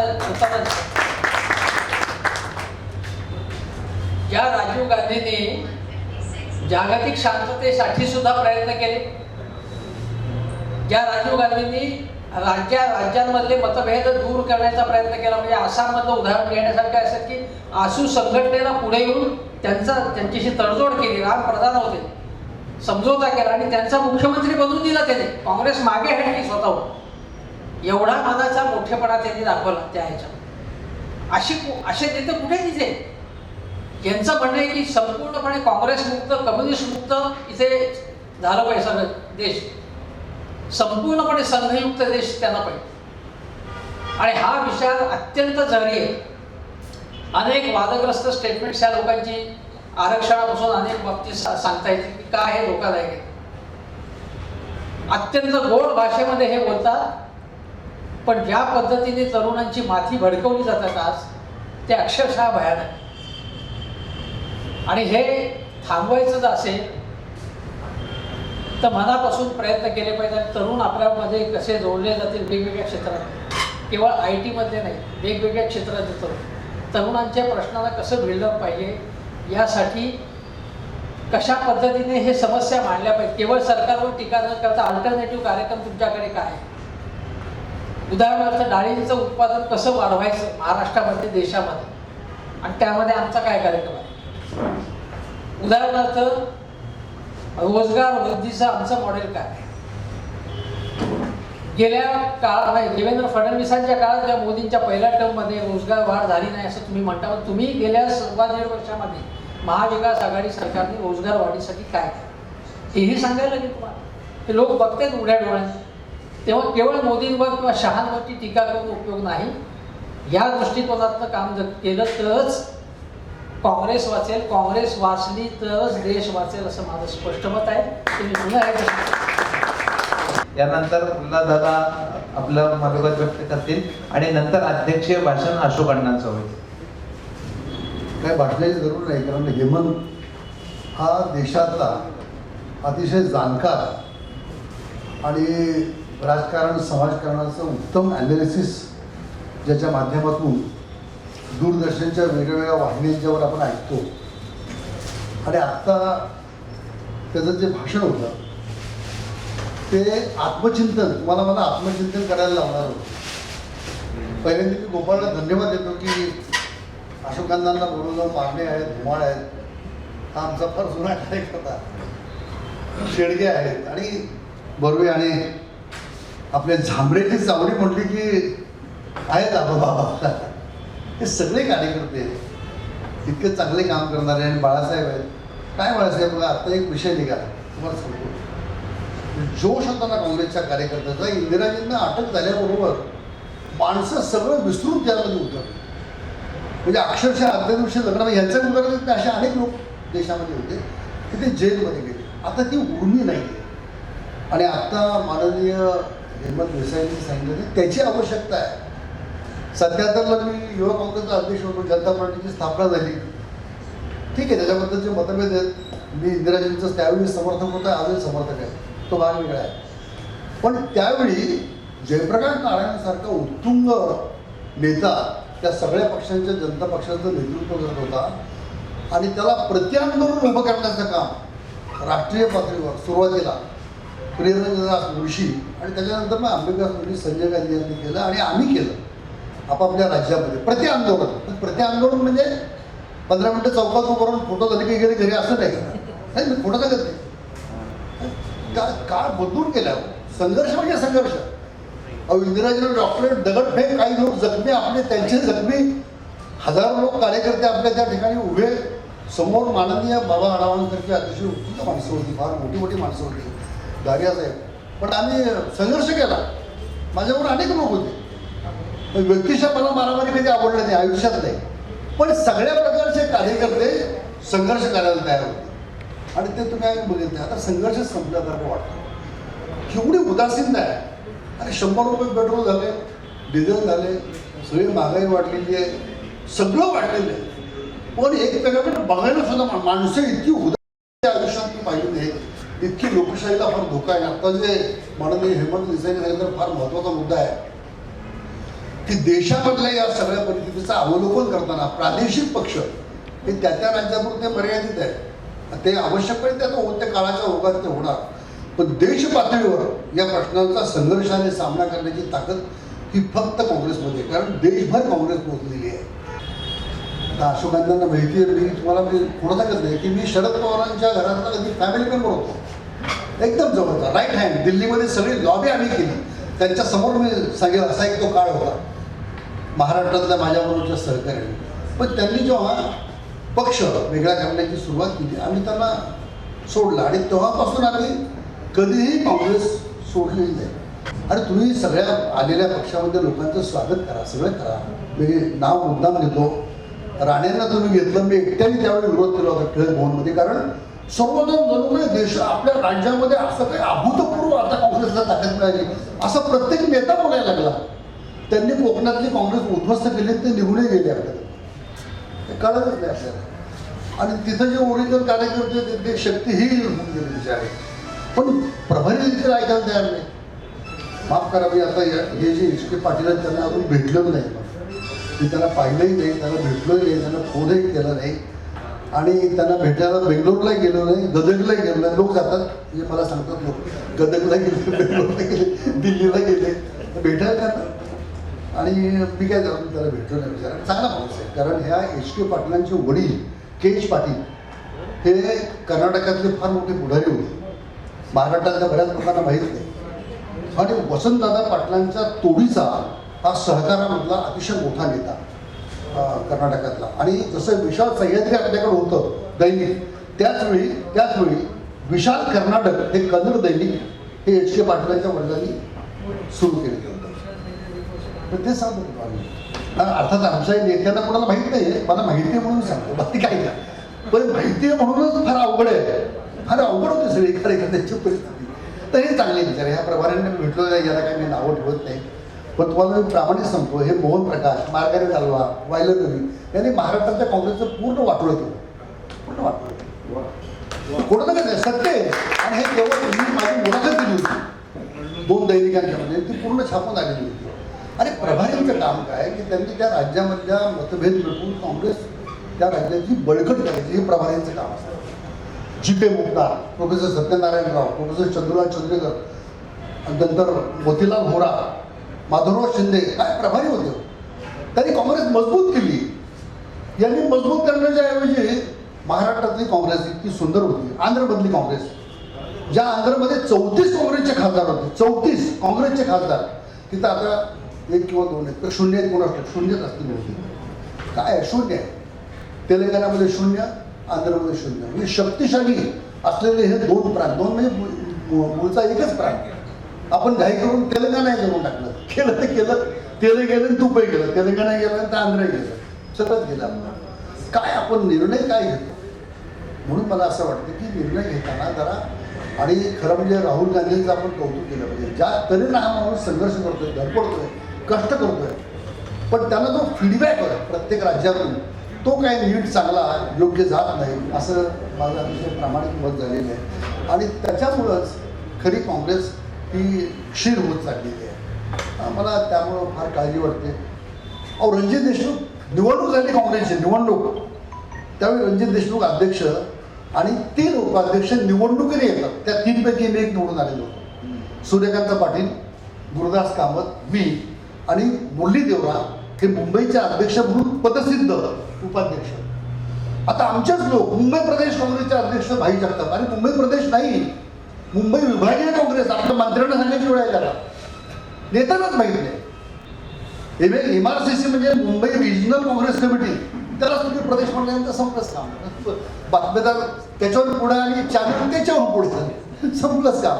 हे जर आपल्या लोकांची ही जर अवस्था असते तर आपण जरा थोडं आत्मचिंतन केलं पाहिजे.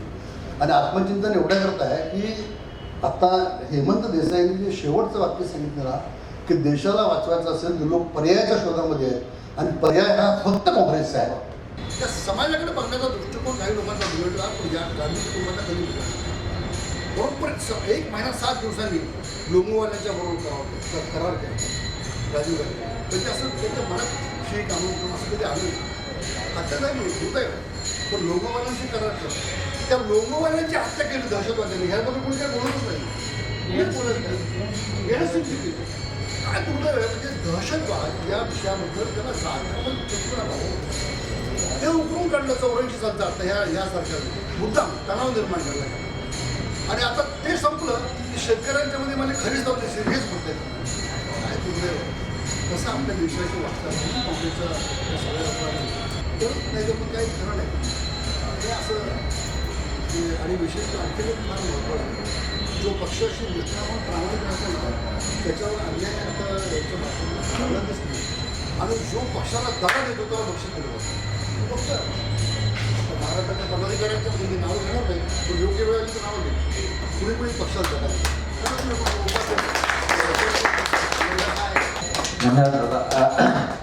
दादा, आपल्यासारख्या ज्येष्ठ नेत्यांनी ह्याच्याकरताच ॲक्टिव्ह होणं, तरुणांना दिशा देणं ही गरज आहे. अध्यक्ष भाषण होण्यापूर्वी 2च सत्कार या ठिकाणी. उल्हादांचा सत्कार राजीव गांधी समितीचे आमचे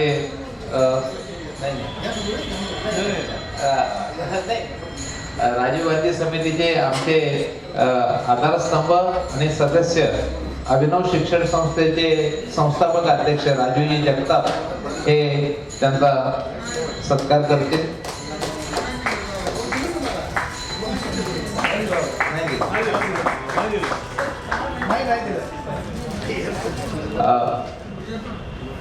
लकडीपूर विठ्ठल मंदिर ट्रस्ट या ठिकाणी जे योगदान या ठिकाणी सहकार्य मिळालं त्याबद्दल नितीन अण्णा पायगुडे यांना मी विनंती करतो की श्रीयुत काळभोर ट्रस्टी त्यांचे अध्यक्ष काळभोर सरांना पुष्पगुच्छ देऊन त्यांचा या ठिकाणी सत्कार व त्या कृतज्ञता व्यक्त करावी. नितीन अण्णा पायगुडे, धन्यवाद. अशोक अण्णा मोहोळ यांनी अध्यक्ष भाषण होईल, त्यानंतर राजेंद्र खराडे आभार प्रदर्शन करतील आणि मग सर्वांनी आपण या ठिकाणी अल्पोपहार भोजन घेऊन स्नेहभोजन घेऊनच जायचंय. सन्माननीय व्यासपीठ आणि सर्व सत्कारार्थी, जमलेले सर्व काँग्रेस पक्षावर प्रेम करणारे कार्यकर्ते, आज शहरातल्या लोकांचे विचार ऐकायला मिळाले. मी शहरातले मुद्दाम बोलतो कारण मी ग्रामीण भागात काम करणारा कार्यकर्ता आहे. मामासाहेबही ग्रामीण भागातच काम करत होते आणि ग्रामीण भागाच्या आर्थिक विकासासाठी जे काही करता येईल तेवढं काम करायचं काम त्या काळात झालं आणि ते काम आता अखंड व्हायला पाहिजे होते, खंडित झाले आणि त्यामुळेच काँग्रेस मागे व्हायला लागली. लोकांपर्यंत आम्ही जात नाही, लोकांच्या अडचणी आम्ही समजून घेत नाही, लोकांच्या समस्या काय त्याच्यावर उपचार करण्याच्या ऐवजी चेष्टा करतो. अशा पद्धतीचे विचार आता आपल्या पक्षामध्ये काही कार्यकर्त्यांमध्ये रुजू लागलेत. हे काँग्रेसचा पिछाट होण्याचं कारण आहे असं माझं मत आहे. देसाईंनी सांगितलं, मुल्लादारांनी सांगितलं, बाळासाहेब शिवटकरांनी सांगितलं. ज्या पद्धतीने आपण धडाडीने पुढे जायला पाहिजे ती धडाडी आता आमच्या कार्यकर्त्यामध्ये का राहिली नाही हा संशोधनाचा विषय आहे. मी आमदार होतो, खासदार होतो, अनेक संस्थांवर काम केलं, परंतु आजही मला असं वाटतं की आम्ही कुठेतरी चुकतोय आणि ह्या चुका शोधण्याचं काम करण्यासाठी जर राष्ट्रीय पातळीवर आणि महाराष्ट्र पातळीवर प्रयत्न होत असतील तर काँग्रेस परत जिवंत आणि चांगल्या पद्धतीने जिवंत होण्यासाठी प्रयत्न होणार नाहीत असं माझं मत आहे.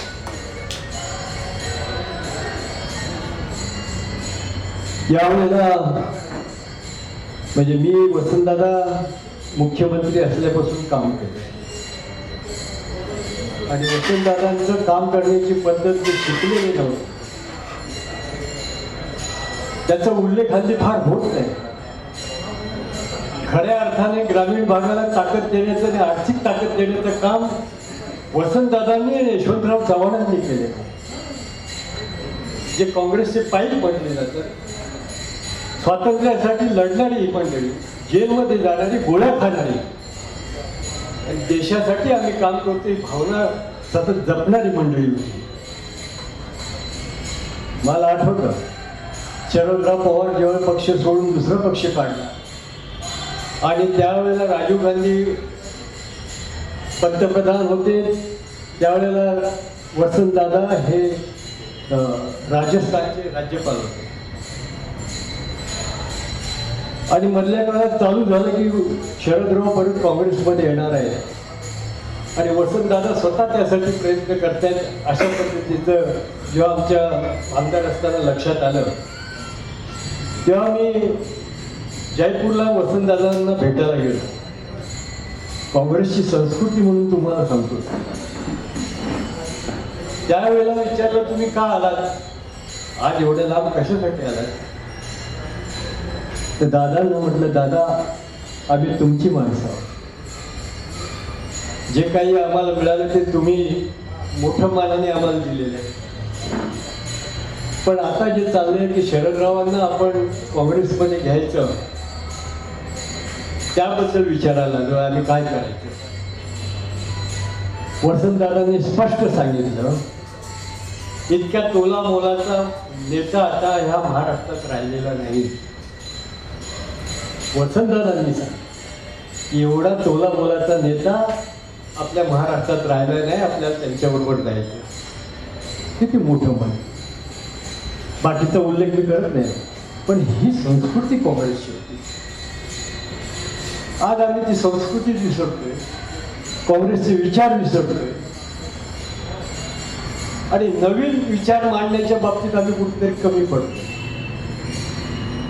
देश बदलत चाललेला आहे, जग बदलत आहे, विचार बदलत आहे, ते विचार लोकांपर्यंत पोहोचले पाहिजे असं माझं मत आहे. बदललेलं जगाला बदललेले विचार सांगायला पाहिजे.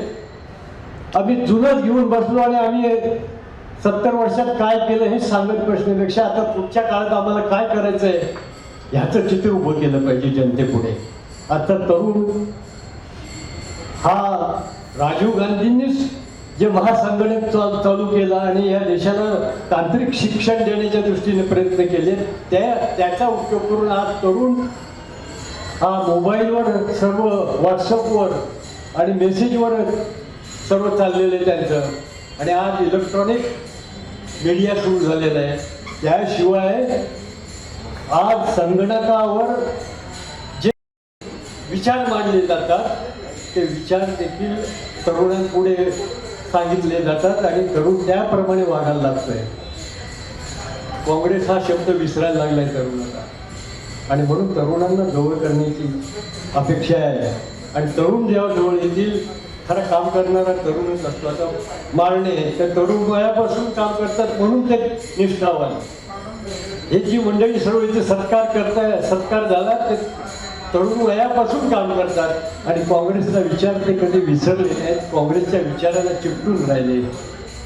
असा हा ज्या वेळेला सत्कार होतो त्या गोपाळ तिवारी यांचं कौतुक करावंसं वाटतं की गोपाळ तिवारी आपण चांगलं काम करताय, की जुन्या लोकांना बोलवत आहे आणि जुन्या लोकांकडनं आपण ज्या अपेक्षा नाही, ज्यांना अपेक्षा नाही त्यांचा सत्कार करताय. पण ज्यांच्या अपेक्षा असतात त्यांचा सत्कार करावा का न करावा तुम्ही ठरवा. बोलण्यासारखं बरंच आहे, कारण अनुभवातून आम्ही थोडेसे शाळे जाऊ, जास्ती शाळे नाही जाऊ. जास्ती शाळा झाली की कुठेतरी विचार बदलतात. आज मला चांगलंच वाटतं ग्रामीण भागात मध्ये काम करत असताना. हे पण मुळशीतले ते मारणे, मुळशी आणि हवेलीचा पश्चिम भाग हा माझ्या वाट्याला होता, डोंगरी भाग आहे.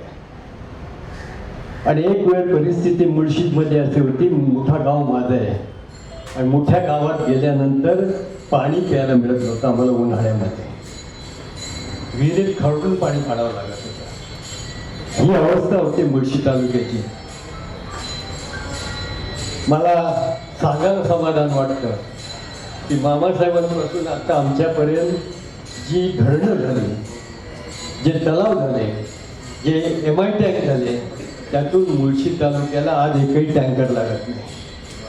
त्यावेळेला 20 वर्षापूर्वी आम्ही टँकर मुक्त केला मुळशी तालुका. आज लोक म्हणते टँकर मुक्त करा. हे समाज जे डोंगरी भागामध्ये रस्ते नव्हते ते रस्ते करण्याचं समाधान आहे. शहरामध्ये तुम्ही किती काम करा, लोक प्रतिसाद तेवढाच चांगला देतील असं नाही. पण ग्रामीण भागात काम केली तर तेवढाच प्रतिसाद चांगला मिळतो, ह्याचाही अनुभव आम्ही. पण आता कोणतरी मगाशी म्हटलं कमर्शियल झालेलं आहे राजकारण. आणि खरं आहे, आमच्या वेळेला तालुक्यात गेल्यानंतर म्हणजे 80 सालापासून आम्ही अनुभव घेतोय. तालुक्यात गेल्यानंतर कुठल्याही भागात असं म्हणत होतं एवढे पैसे आमच्या गावाला देणार का तुम्ही. एकही माणूस पुढे यायचा नाही आणि पैशासाठी विचारत नव्हता. भेळीवर इलेक्शनचा प्रचार चालू होता. आज जर कुठल्या गावात गेला तर किती पैसे देणार हे विचारतात. आता आज जर एखाद्या सोसायटीत पुण्यात मगाशी कोणी म्हटलं की रंग द्यायचा आणि रंग द्यायचे देखील असेल तर तुम्हाला मतं देऊ, पण जो भेटणारा असतो त्याच्या किती लोक ऐकणारे कोण असतं. मला सांगायला हरकत नाही, सुप्रियाताई एकदा माझ्याकडे आले आणि सुप्रियाताईंनी हा विषय काढला. निवडणुकीच्या प्रचाराच्या आधी भेटायला आल्या होत्या आणि म्हणे अण्णाचं काय चाललंय म्हणे, सोसायटीचे लोक पैसे मागायला लागले, काय करणार, हे राजकारण कुठे चालते. ही खंत आहे, हे वरच्या लोकांना ही खंत आहे की हे काहीतरी बिघडते का आणि बिघडण्याला कोण जबाबदार आहे. पुढे आम्ही पण जबाबदार आहोत. मला मतं मिळावी म्हणून झोपडपट्टीत पैसे वाटायचे, एका व्यक्तीला 5,000 2,000 काय द्यायचे. आमच्याकडे एक ड्रायव्हर येतो बोलला माझ्या घरात 7 होते लोक, प्रत्येकाला 3-3 सात्री 21,000 मला मिळाले. जर असं होत असेल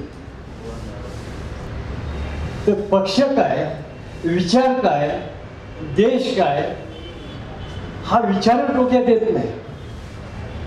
माझ्या देशासाठी मला जगायचंय हा विचार डोक्यातून निघून गेलाय सर्वांच्या. आणि म्हणून आपण जरी देश पुढे जात असला तर विचाराने आम्ही मागे येतो असं मला वाटायला लागलं. हा विचार जगवला पाहिजे, वाचवला पाहिजे, तरच काँग्रेस वाचेल एवढं त्याने सांगतो. आणि आज इथे गोपाळ तिवारींनी मला बोलवलं. विशेषतः शहरामध्ये कधी भाषण करायचा योग आम्हाला येत नाही. आम्हाला तर ग्रामीण भागातच येतो. माझा मतदारसंघ जुन्नरपासून भोरपर्यंत होता. 6-7 तालुके फिरायचे. दूध संघाचा अध्यक्ष असताना सर्व जिल्हा माझ्या संघाशी जोडलेला होता. त्यांच्याशी मला बोलता येत होतं, बारामतीपासून इंदापूरपर्यंत. पण शहरामध्ये कधी असा योग आला नाही. गोपाळने अचानक सकाळी फोन केला आणि तुमच्या अध्यक्षतेखाली म्हणजे दादा असताना, देसाई असताना माझ्या अध्यक्षतेखाली त्यांचे विचार तुम्ही ऐकायला येता नेहमी. त्यांच्यापेक्षा मोठा मला केलं त्याबद्दल धन्यवाद. धन्यवाद अण्णा. आपलं प्रेम असंच राहून द्या आमच्या मागे. आपले आशीर्वाद आम्हाला सदैव पाहिजेत. त्या ठिकाणी राजीव गांधी समितीचे सदस्य, माझे सहकारी, PMPL कामगार संघटनेचे 11,000 कामगार संघटनेचे अध्यक्ष आणि इंटकचे कामगार नेते राजेंद्र खराडे आभार प्रदर्शन करतात. राजीव गांधी स्मारक समितीचे प्रमुख आदरणीय गोपाळदादा तिवारी यांच्या नेतृत्वाखाली आज या ठिकाणी ज्यांचा 71 वर्ष आले त्यांच्या निमित्तानं हा सत्कार समारंभ आयोजित करण्यात आला. त्या कार्यक्रमाचे अध्यक्षस्थान आदरणीय खासदार अशोकरावजी मोहोळ यांनी या ठिकाणी भूषवलं. त्याबद्दल मी त्यांचे या ठिकाणी समितीच्या वतीने आभार मानतो. तसेच आदरणीय नेते उल्हासदादा पवार आणि ज्येष्ठ पत्रकार हेमंतजी देसाई यांनी त्यांचे मौलिक विचार या ठिकाणी मांडले. त्याबद्दल त्यांचे या ठिकाणी मी आभार मानतो. तसेच काँग्रेस पक्षाचे आमची बुलंद तोफ आणि माजी मंत्री, माजी आमदार आदरणीय बाळासाहेब शिवरकर यांनी आपले मौलिक विचार मांडले. आणि त्यांचे विचार मी पेपरमध्ये मागच्या 2-4 दिवसात वाचतोय की काँग्रेसने स्वबळावर लढलं पाहिजे, हे त्यांचं म्हणणं अत्यंत प्रामाणिकपणाचं होतं आणि त्याला आमचा निश्चितपणे पाठिंबा राहील या ठिकाणी सांगतो. त्यांनी या ठिकाणी आपले विचार मांडले त्याबद्दल त्यांचे या ठिकाणी मी आभार मानतो. राजीव गांधी समितीचे प्रमुख आदरणीय राजीवजी जगताप हे त्यांचे वेळ काढून आले त्याबद्दल त्यांचे आभार मानतो. बाळासाहेब बारणे यांच्या 71व्या वाढदिवसानिमित्तानं किर्लोस्कर ऑइल इंजिन ते पुणे शहर उपाध्यक्ष पद ज्यांनी खऱ्या अर्थानं प्रामाणिकपणे त्या पदाला न्याय दिला असे आदरणीय बाळासाहेब बारणे यांच्या ठिकाणी सत्कार होतो. त्यांचं भावी जीवन सुखमय, आनंदमय, ऐश्वर्यमय जावं असं समितीच्या वतीने त्यांना शुभेच्छा देतो. तसेच काँग्रेस पक्षाचे आमचे अत्यंत ज्येष्ठ आणि ज्यांचं कसबा मंगळा पेठेवर खऱ्या अर्थानं प्रभुत्व आहे, निष्ठा आहे काँग्रेस पक्षावर असे आमचे भगवंतराव धुमाळ यांच्या ठिकाणी मी आभार मानतो. ज्यांनी आम्हाला या काँग्रेस पक्षामध्ये हाताला धरून आणलं आणि आमचे राजकीय गुरु आदरणीय भाऊसाहेब नलावडे यांचा या ठिकाणी सत्कार होतो. त्यांचे मी या ठिकाणी आभार मानतो. माननीय शेडगे, माननीय बर्वे यांच्या या ठिकाणी आभार मानतो. आणि सगळ्यांच्या परवानगीने 1 मिनिट घेतो की आदरणीय बुवा नलावडे यांचा सत्कार हा खऱ्या अर्थानं निष्ठावंताचा सत्कार केला असं म्हटलं तर वावगं होत नाही. खऱ्या अर्थानं दादांनी आज जी नावं निवडली ती खऱ्या अर्थानं निष्ठावंत आणि निष्ठावंतच आहेत. त्याचप्रमाणे आजचा हा कार्यक्रम यशस्वी करण्यासाठी आदरणीय पहिला शंकरभाऊ शिर्के, अशोकजी तसेच महेशजी आंबिके, तसेच नितीनजी पायगोडे, भोलाशेठ वांचळे, तसेच या ठिकाणी दिलीप शेठ काळवर, तसेच नवी पेठ विश्वस्त मंडळाचे ते अध्यक्ष आहेत. ते नेहमीच कायम स्वरूपी मदत करतात. तसेच संपूर्ण विश्वस्त मंडळ आणि या ठिकाणी खास आवर्जून ज्यांचं खऱ्या अर्थानं काँग्रेसवर प्रेम आहे आणि ज्यांनी इंट खऱ्या अर्थानं तोलली पुणे शहराचे ते आमचे उपाध्यक्ष आदरणीय ॲडव्होकेट महेशभाई खान, तसेच या ठिकाणी गोपाळ पायगुडे त्यांचे मित्र परिवार आणि आपण सर्व गोपाळदादा तिवारी यांच्या सूचनेला मान देऊन या ठिकाणी उपस्थित राहिला. आदरणीय नगरसेवक भोसले या ठिकाणी आले, त्यांचं या ठिकाणी मी आभार मानतो. संजय मोरे भाई यांचं पुन्हा एकदा आभार मानतो. प्रसंग अवधानानं कोणाचं नाव घ्यायचं राहिलं असेल दवे साहेब तर त्यांचे सगळ्यांचे या ठिकाणी आभार मानतो. आणि शिवाजी भोईटे साहेब, रॉबर्ट साहेब यांचे आभार मानतो. तसेच बाहेर बसलेले हांडे आहेत त्या सर्वांचे या ठिकाणी आभार मानतो. आणि सुरेशजी उकरेंडे यांचे आभार मानतो. त्याचप्रमाणे अध्यक्षांनी एक सूचना केली, त्या अध्यक्षांनी केलेल्या सूचनेचं पालन राजीव गांधी समितीच्या वतीनं निश्चितपणे होईल. ग्रामीण आणि या भागामध्ये जे निष्ठावंत कार्यकर्ते इथून पुढे काँग्रेसचे काम करतात आणि ज्याचं वय खऱ्या अर्थाने 61च्या पुढे गेलं त्याच्या पाठीवरती थाप मारण्याचं काम आदरणीय गोपाळदादा तिवारी यांच्या नेतृत्वाखाली राजीव गांधी स्मारक करेल अशा या ठिकाणी मी ग्वाही देतो आणि आजचा कार्यक्रम संपला असं जाहीर करतो आणि सर्वांना विनंती करतो की अल्पभार घेतल्याशिवाय कुठे जाऊ नये.